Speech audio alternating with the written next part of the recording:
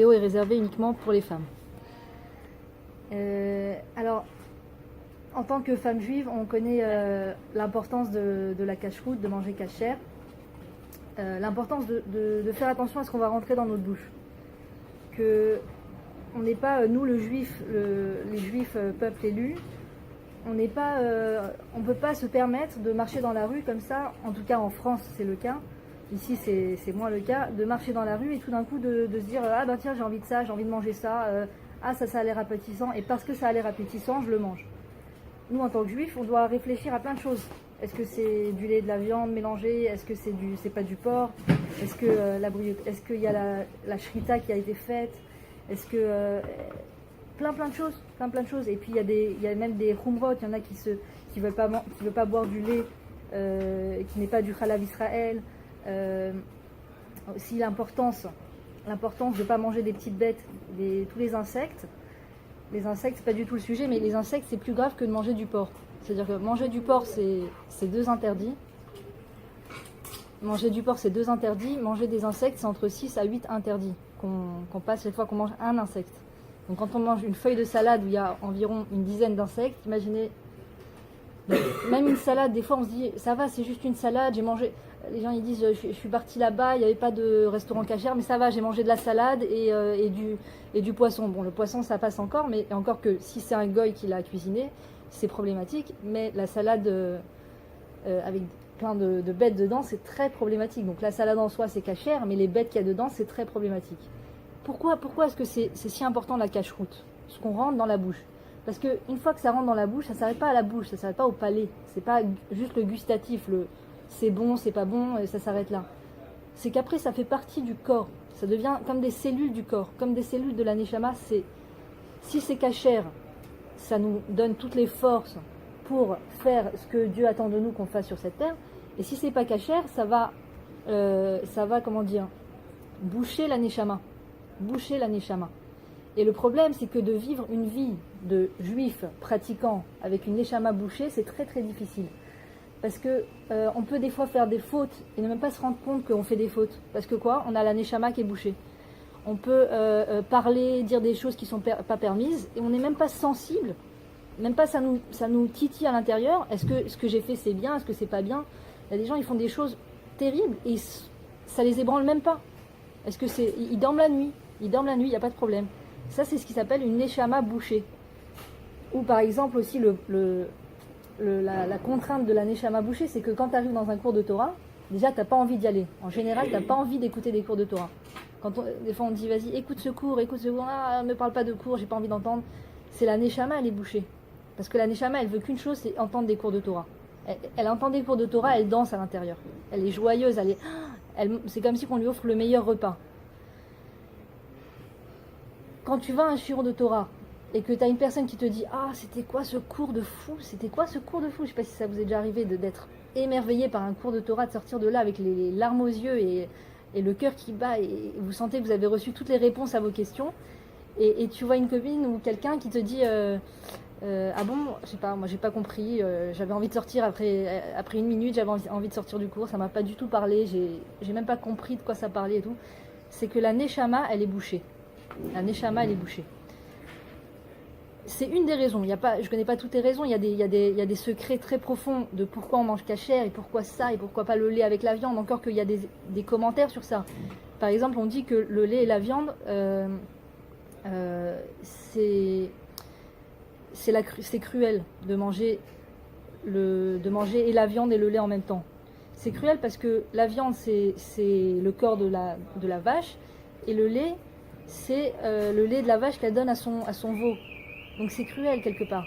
Et manger ça peut rendre cruel.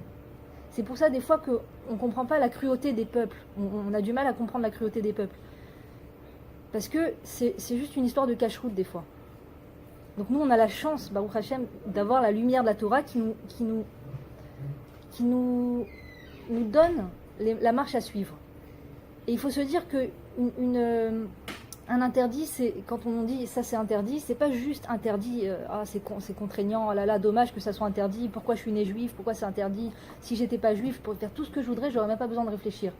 C'est des services énormes que Hachem il nous rend en nous disant, voilà, mon fils, ma fille, je te fais naître juif, et je te donne la Torah, c'est le mode d'emploi. Tu vas pouvoir savoir, tu vas pouvoir faire, si tu suis la Torah, tu vas pouvoir faire ce qui est bon pour toi. Pour toi, je te rends un très grand service. Et donc, avec mon mari, on voulait se renforcer à un moment. On avait décidé ensemble de se renforcer, et on a décidé d'aller voir un rave et de lui demander qu'est-ce qu'on devait faire ensemble pour se renforcer ensemble. Donc il nous a dit, je vous conseille fortement d'étudier ensemble. On lui a dit, ah, qu'est-ce que vous nous conseillez d'étudier? Il a dit, lisez un livre, achetez un livre sur Shmirat HaShabbat, sur le Shabbat. La première chose à faire, étudier les lois du Shabbat ensemble. Donc tous les soirs comme ça, on s'y tenait, c'était très très dur, il fallait vraiment, le Yetzer Hara, il se battait pour pas qu'on lise notre livre. À chaque fois avant de dormir, ah on a oublié le livre, on sortait le livre et on étudiait une halakha, enfin une page ou 2 pages je crois du livre de halakha de Shabbat. Et on l'a fini, Baruch Hashem, on l'a fini et ça nous a apporté énormément. Je pense qu'il faut le relire plusieurs fois encore parce que les lois elles sont pas faciles à comprendre, pas toujours faciles à comprendre. Et quand on a fini, on s'est dit on va retourner voir ce rave et on va lui demander quelle est la chose d'après, l'étape suivante. Maintenant, moi j'étais persuadée que le prochain livre qu'on allait acheter c'était sur les lois de la cache-route. Qu'est-ce qu'on rentre dans notre bouche, qu'est-ce qu'on rentre pas. On est arrivé, on lui a dit voilà, on a fini le livre. Ah bravo, Chazak ou Barour, super, qu'est-ce que vous nous conseillez de lire? Il a réfléchi, il a dit Shmirat HaLashon. Les lois du Shmirat HaLashon. Vraiment, je m'attendais à tout sauf à ça. Les lois du Shmirat HaLashon. C'est un petit livre qui est magnifique, en 2 tomes, je crois, du Chafetz Chaim. C'est une halakha par jour. Une halakha par jour. Et je suis sortie de là, je me suis dit pourquoi le Shmirat HaLashon c'est tellement important. Ça veut dire, tu peux ne pas encore savoir ce qui est cachère et pas cachère, que tu dois d'abord étudier ce qui est permis de dire ou de pas dire. C'est-à-dire, avant de savoir ce que tu dois rentrer dans ta bouche, tu dois savoir ce que tu as le droit ou pas le droit de sortir de ta bouche. Ça m'a donné vraiment l'importance de prendre vraiment au sérieux le Shmirat HaLashon. Donc voilà, on a étudié les lois chaque jour en essayant de ne pas sauter un jour et ça nous a beaucoup apporté. Notre relation même, elle a changé au sein du couple, au sein de la famille, la relation a changé. Et après, je me suis souvenue d'une phrase que ma madrichat Kala, la femme qui m'a donné les cours avant le mariage, elle m'avait dit une phrase que j'avais du mal à comprendre le pourquoi du comment. Pourquoi elle m'avait dit cette phrase? Et tout d'un coup, j'ai compris ce qu'elle voulait me dire. Elle m'avait dit, maintenant, les lois du mariage... Attendez, je vais fermer la porte.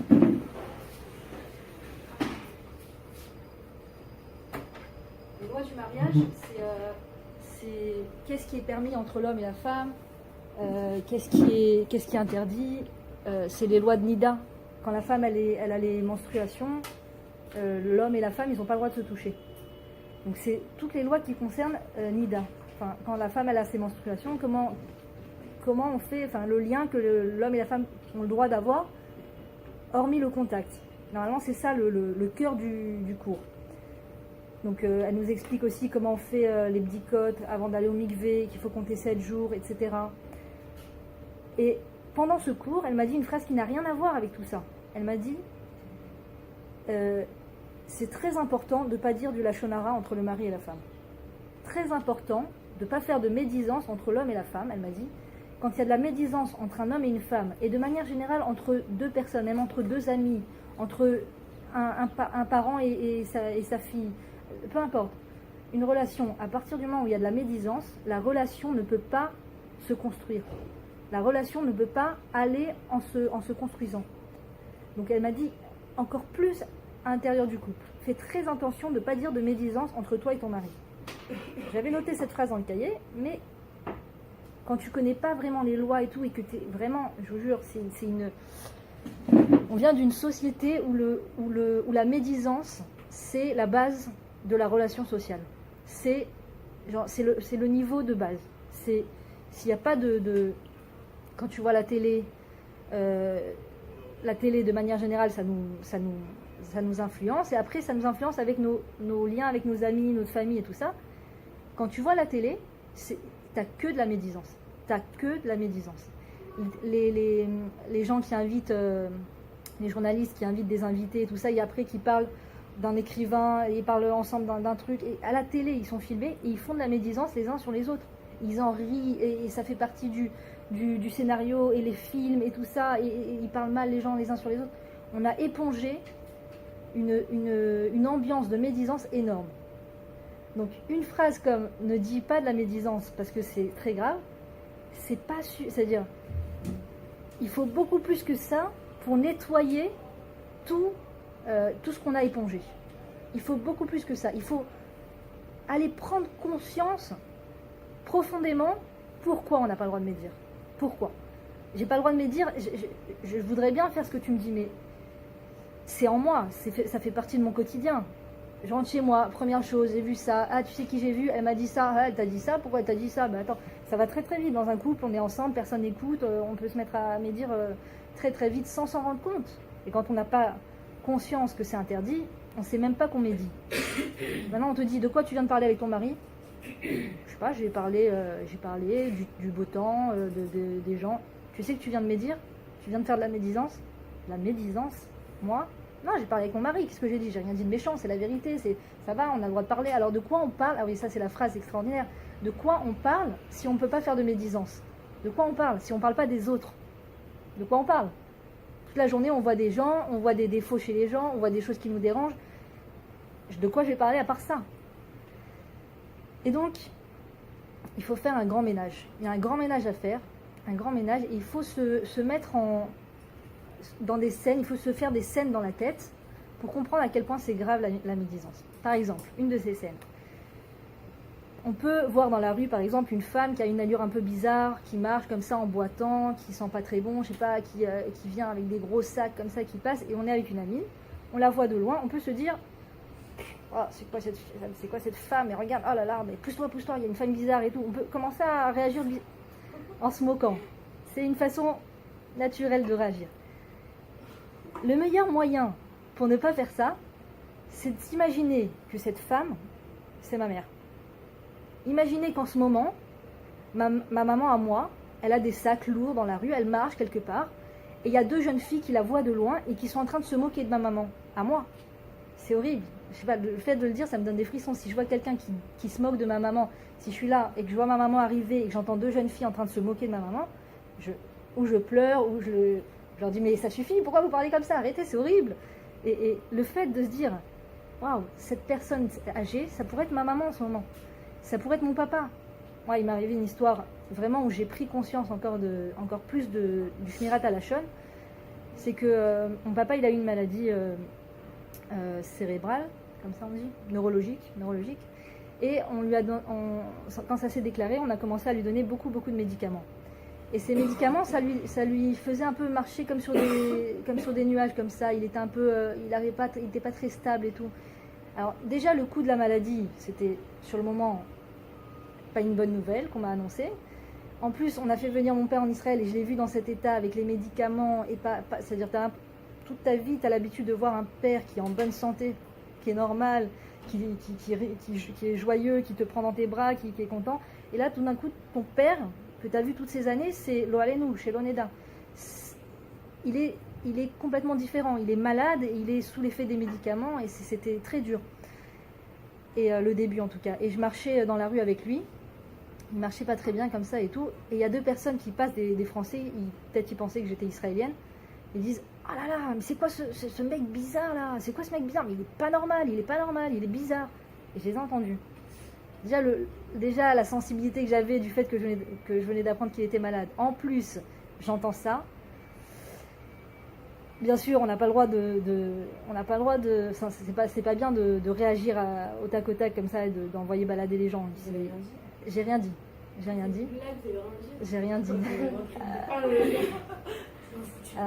Le truc, c'est que comme il y a un interdit de vengeance, et de rentrer dedans, c'est de la vengeance. Donc même ça, j'avais pas le droit de le faire. Vous expliquez la vérité, on peut rien faire.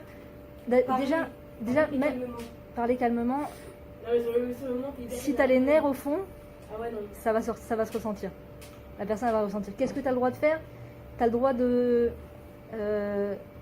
d'avoir de la peine. tu as le droit de lever les yeux au ciel et de dire, mon Dieu, enfin de dire dans ta tête, mon Dieu, pourquoi tu m'envoies ces gens-là comme ça qui parlent mal de mon père. Enfin, tu peux avoir un dialogue avec Dieu, mais d'avoir un dialogue frontal avec la personne et de dire, ouais, qu'est-ce que tu crois et tout, c'est comme si un peu que tu dis, Dieu, il n'est pas dans le tableau en fait. C'est pas Dieu qui m'a mis dans cette situation. C'est une situation que je suis tombée dedans par hasard. Par hasard, je suis tombée sur des fous qui parlent mal de mon père et c'est dégueulasse. Et la seule chose que j'ai à faire, c'est de les comment dire, ou de leur rentrer dedans, ou de les, comment on dit, de les chaner otam, c'est de, non, pas les insulter, les éduquer. Alors maintenant, je vais vous éduquer, je vais vous apprendre, c'est pas en 1 minute dans la rue que je vais leur apprendre à respecter les gens malades, à ce que je suis en train de vous faire là pendant 1 heure, de vous apprendre l'importance de Shmirat HaLashon. Il aurait fallu que je leur dise, bon alors écoutez, allez voir mes vidéos sur YouTube, il y a une vidéo sur le Shmirat HaLashon, méditez dessus, je vous conseille d'y repenser, tu vois, déjà tu as les nerfs et tout, tu dis bon, déjà, je me dis, les pauvres parce qu'aujourd'hui j'ai conscience de la gravité de la médisance, et j'ai conscience à quel point la personne elle souffre quand elle est dans cet état de toujours voir le mal chez les gens et de toujours aller dire des choses néfastes sur les autres. La personne elle souffre. Imagine, partout où elle va, elle voit des défauts chez les gens et elle dit des choses méchantes sur les gens. Elle passe des journées horribles. Elle rentre chez elle, elle est pas bien, elle est déprimée. Pourquoi les gens ils prennent autant de médicaments? Pourquoi ils sont autant dépressifs? Ils sont même pas conscients que ils mangent le plat qu'ils se cuisinent eux-mêmes. Toute la journée, ils se cuisinent de la médisance, des mauvaises pensées. Et après, ils vont voir le psychiatre, donnez-moi, je sais pas, je me sens pas bien, je suis pas bien dans ma peau, je suis pas bien, j'ai envie de mourir, C'est normal, tu vis dans un cerveau de médisance. Tu vis avec une bouche de médisance. Tu ne veux pas profiter de la vie à plein temps, tu ne peux pas être joyeux, être heureux, voir le bien et tout. Comment on est heureux dans la vie quand on voit le bien? Pourquoi vous êtes en Israël? Parce que vous avez vu le bien en Israël. Vous avez vu le bien dans le pays d'Israël. Il y en a malheureusement, une des raisons pour laquelle ils ne sont pas en Israël, c'est qu'ils voient tout le tableau noir. Ils voient Israël, ils pensent, ils ont les informations dans la tête, ils ont ce qu'une personne qui a été en Israël et qui n'a pas réussi à rester en Israël, qui est repartie en France, leur a dit plein de choses. D'ailleurs, médire de la terre d'Israël, c'est aussi grave que de médire d'êtres humains, sur des êtres humains. Donc ces personnes ont médit sur la terre d'Israël et donc la personne elle veut plus monter, elle veut pas monter en Israël. Tu lui dis Israël, elle dit oh, non, ne me parle pas d'Israël. Elle a un tableau noir dans la tête. Et vous êtes ici, vous pouvez témoigner que c'est le paradis. On est d'accord? C'est le paradis. Ça met du temps. Moi j'ai mis des années à me nettoyer de tout ce que j'avais pu entendre sur la terre d'Israël et tout ce que les gens voulaient dire et me faire croire sur la terre d'Israël, et c'est un paradis. C'est vraiment un paradis. Donc pour revenir au scénario de s'imaginer que ça peut être ta mère ou ton père, déjà ça te calme. Une autre histoire, je connais quelqu'un qui a décidé de prendre les lois du Lachon Hara sur lui au travers d'une histoire vraiment bizarre, vraiment drôle. C'est que il y avait une grosse affaire entre lui et il travaillait avec des gens en fait. Et ces gens, ils pensaient qu'il l'avait volé. Enfin, il y avait une grosse affaire. Et il a décidé de les faire suivre par des détectives. Donc, il y a eu toute une histoire de micros. Ils ont mis des micros, ces détectives, ils ont mis des micros dans tous les endroits où ces personnes étaient, dans la voiture de ces personnes. Des micros en dessous de la table du restaurant où ils avaient l'habitude d'aller. Enfin, il y a eu toute une enquête comme ça qui s'est faite. Et cette personne-là dont je vous parle, elle a suivi tout ça. Et à chaque fois, elle recevait les enregistrements et elle écoutait le soir les enregistrements des gens qui avaient été enregistrés pour voir qu'est-ce qu'ils disaient et tout ça. Il les entendait même médire sur lui, sur d'autres personnes qu'il connaissait. Il était vraiment bouleversé. Quelle horreur, il médit sur moi, c'est dégueulasse et tout. C'était horrible. Et un jour, ce même mec, il était dans la voiture, il conduisait, il parlait dans l'oreillette et il s'est mis à médire normalement, quoi. C'était sa façon de parler. Il s'est mis à médire grave sur des personnes qu'il connaissait, des gens très proches à lui. Très proche de lui. Il dit ouais mais c'est quoi ces gens, ils sont bêtes, ils sont idiots, ils comprennent pas et tout ça. Il médit. Et pendant qu'il parle, il lève les yeux comme ça et il voit un petit micro au-dessus de son pare-brise. Il se dit je suis sur écoute. Et tout d'un coup il se reprend et dit Ouais, non, mais il faut pas les juger comme ça. Non, mais j'ai été dure par rapport à eux. Et t'as la personne au téléphone. Non, non, mais t'as raison, continue de dire ce que tu dis. Non, non, mais je te jure, il faut essayer de voir le bien en eux. Et on peut pas parler de ça comme ça sur eux. Et tu sais, il a commencé à faire ce qui s'appelle un Limutsrout. Il a commencé à changer voilà, changeant de situation, à essayer de voir le bien dans ces personnes. Il a dit, attends, mais il faut se rappeler quand même qu'ils nous ont rendu ce service. Et ils nous ont rendu ce service. Et ils ont été sympas. Et la première fois qu'on les a vus, rappelle-toi comment on les a aimés et tout ça. Et on peut pas parler mal d'eux comme ça se fait pas et tout ça. Et il dit, bon, allez, je te rappelle, je suis en voiture. Il raccroche. Et il a passé, pendant une semaine, il était sûr qu'il avait été enregistré. Et que c'était ces gens-là sur qui il avait parlé, qui l'avaient entendu, qui avaient mis ce micro-là. Il était persuadé. Il était mal, il n'arrivait pas à dormir la nuit, et il se retournait il n'était pas bien et tout, il n'était pas bien. Et un jour dans la semaine, comme ça, il parle avec sa femme, il lui dit, oh là là, je suis mal. Il dit, quoi, qu'est-ce qu'il y a? Il dit, écoute, tu sais l'histoire que je t'ai racontée des détectives et tout, des micros qu'on a mis pour les entendre. Ils nous ont fait le même coup, ils nous ont mis des micros, ils m'ont enregistré et j'ai parlé super mal de quelqu'un de très très proche qui va entendre la chose, qui a dû entendre la chose. Je suis trop mal, pourquoi j'ai parlé mal, et tout. Elle dit, mais de quoi tu parles? Elle dit, oui, le petit micro là au-dessus du truc. Elle dit, mais c'est pas un micro de détective, c'est moi, j'ai fait installer ce micro, c'est une oreillette pour parler main libre, pour pas mettre les oreillettes, t'appuies sur un bouton, ouais, voilà, quitte main libre.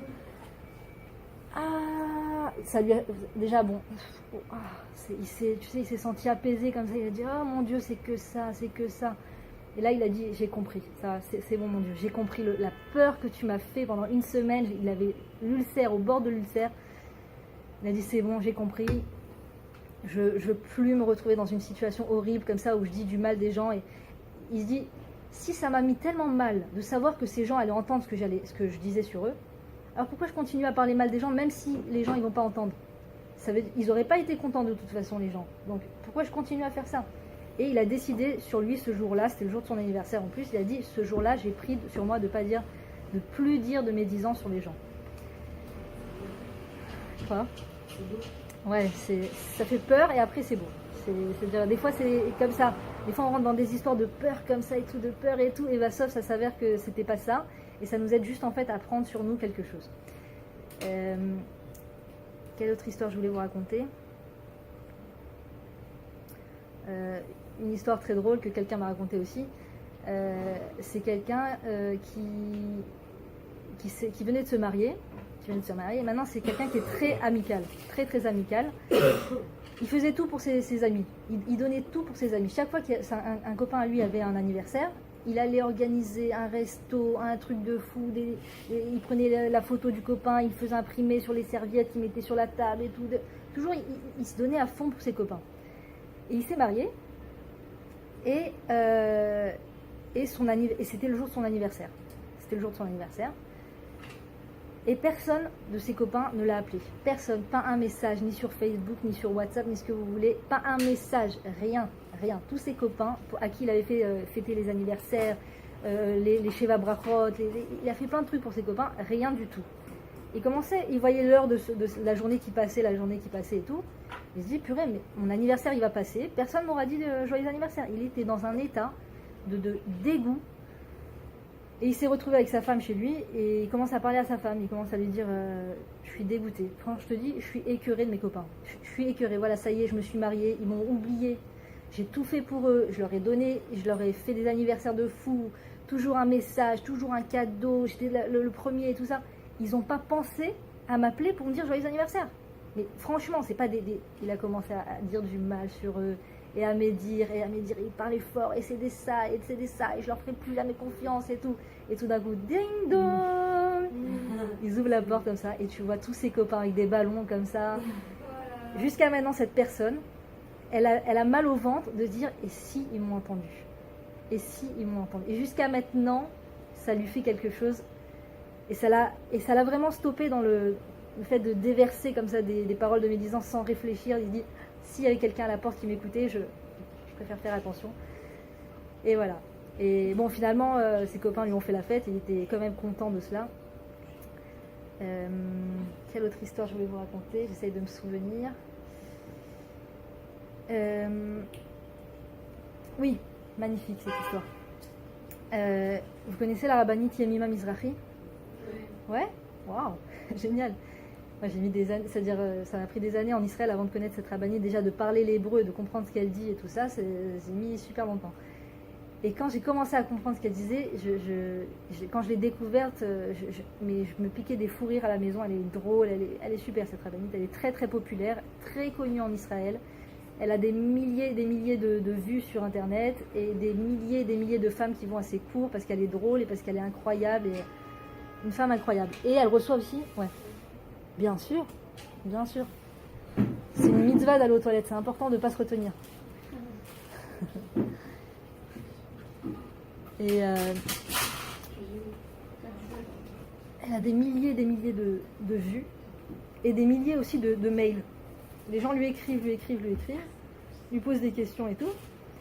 Et à chaque fois, elle a dit, à chaque fois que j'allais sur ma boîte de mails, et il y avait toujours la newsletter du Chafetz Chaim. La newsletter du Chafetz Chaim. C'est quoi? C'est la halakha du jour.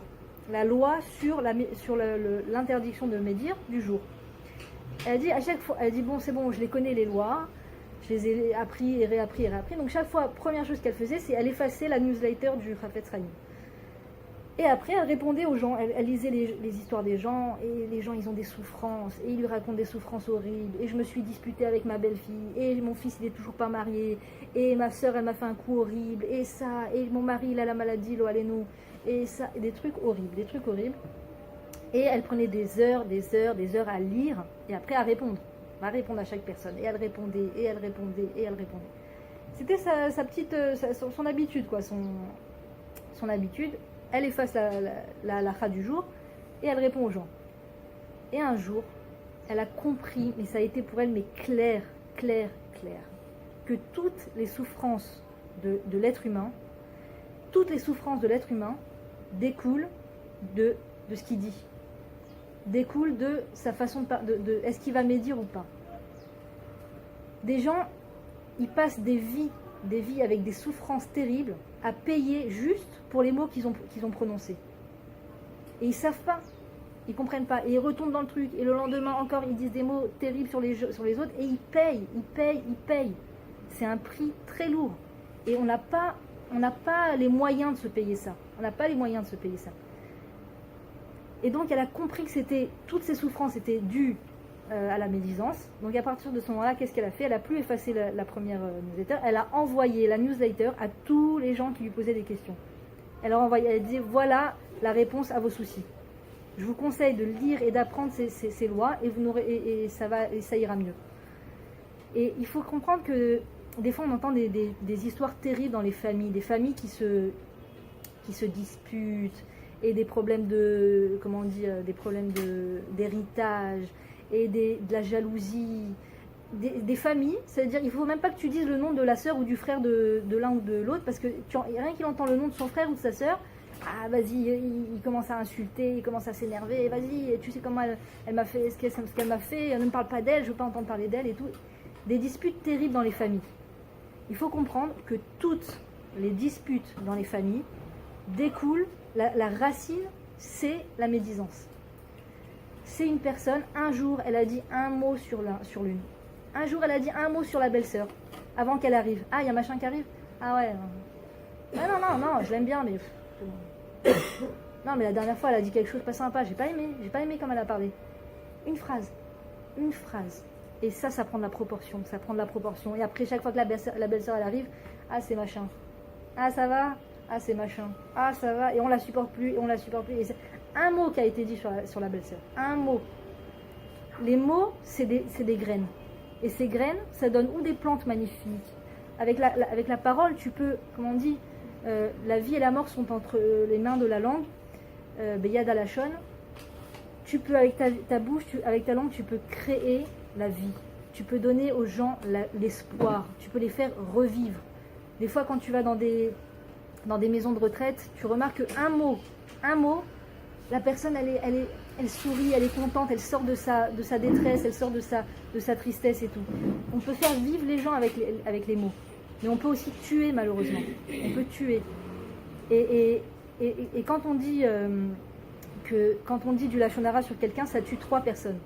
ça tue la personne qui a parlé mal, elle se tue elle-même, elle tue la personne à qui elle a parlé, et elle tue la personne sur qui elle a parlé. Alors on se dit, c'est bizarre, pourquoi la personne sur qui on a parlé, ça la tue? Parce que la pauvre, elle n'a rien fait. Déjà qu'on dit du mal sur elle, en plus, elle doit mourir. Pourquoi? C'est une mort spirituelle. C'est-à-dire celui qui parle, qui dit de la médisance, c'est une mort, il se tue spirituellement. Celui qui entend la médisance, c'est aussi grave que de dire de la médisance. Il se tue lui, en écoutant, il meurt spirituellement. Et la personne sur qui on parle, elle meurt socialement. C'est-à-dire quoi? On l'a tué. C'est-à-dire, son image, c'est fini, ça ne sera plus comme avant. La personne, elle peut être gentille, elle peut avoir des qualités. On a dit un mot, t'as remarqué comment elle ne sait pas s'habiller? T'as remarqué son truc là bizarre? T'as remarqué ça? Et c'est fini. Chaque fois qu'on évoque le nom de la personne, chaque fois qu'on la voit, c'est tout de suite le défaut. Tout de suite le mot de médisance qu'on a dit sur elle. Elle est morte socialement, malheureusement. Et c'est ce qui se passe d'ailleurs avec les réseaux sociaux, et les gens ne le savent pas. Les lois de médisance, les lois de Shmirat HaLashon, elles sont aussi valables sur les réseaux sociaux, et encore plus sur les réseaux sociaux. Il y a une loi qui est très très très grave. Une chose qui est très très grave, c'est de faire honte en public. Faire honte en public, c'est considéré comme un meurtre. Vraiment comme tuer la personne, parce que elle a tellement honte qu'on lui fasse honte devant tout le monde, que le sang il lui monte à la tête, et c'est comme si qu'elle meurt. Et ce qui se passe sur les réseaux sociaux, une personne, elle met une photo, un truc, et les gens, ils se défoulent. C'est-à-dire, au lieu d'aller à la salle de gym pour se défouler sur un punching ball, ils vont sur Facebook, ils se défoulent sur les gens. Ils voient un truc qu'ils n'aiment pas, j'aime pas la couleur, j'aime pas le truc, j'aime pas ça, tu peux mieux faire, ouais sympa, mais bon, j'ai vu mieux. Des petites phrases, genre, et ça c'est mignon encore ce que je vous dis, il y a des choses terribles qui se disent, des choses terribles. Il paraît qu'ils ont ouvert, ils ouvrent des centres, de plus en plus, ils ouvrent des centres en Israël, pour aider les jeunes à sortir de la dépression que les réseaux sociaux leur ont causée. Ils étaient sur... et c'est tous la même histoire. Quelqu'un a piraté leur compte et a mis des trucs pas sympas, a mis des photos pas sympas, a mis des commentaires pas sympas, ou alors quelqu'un, tout simplement, ils étaient sur leur compte, ils ont mis des photos et des choses, et les gens les ont insultés. Ça s'appelle de la violence, comment ils appellent ça, de la violence virtuelle, enfin un truc comme ça. Et ils ouvrent des centres pour aider les jeunes à sortir de la dépression à cause de ça. Ils sont tombés dans une dépression terrible. La médisance sur Internet, c'est pas moins grave, si ce n'est plus, parce que c'est aux yeux de tous, c'est encore pire. C'est la faute de médisance. Il y en a qui se suicident, exactement. C'est quelle histoire? L'histoire d'une fille à Paris, elle a tellement été humiliée en cours à l'école qu'elle s'est suicidée. Chamichement. Une juive? Non. Une juive. Ouais, j'ai entendu cette histoire aussi en Amérique. Ça s'appelle du shaming ou un truc comme ça. Ouais. Ils appellent ça. Elle a été humiliée sur Internet ou dans la classe? Non, il y a une juive aussi, elle a eu ça. C'était les deux. Les deux, et dans la classe et sur Internet. Ouais. C'est terrible. Et sa mort. C'est sur Internet, après ça finit en classe. Chamichement. C'est terrible. On ne pouvait plus, elle s'est suicidée.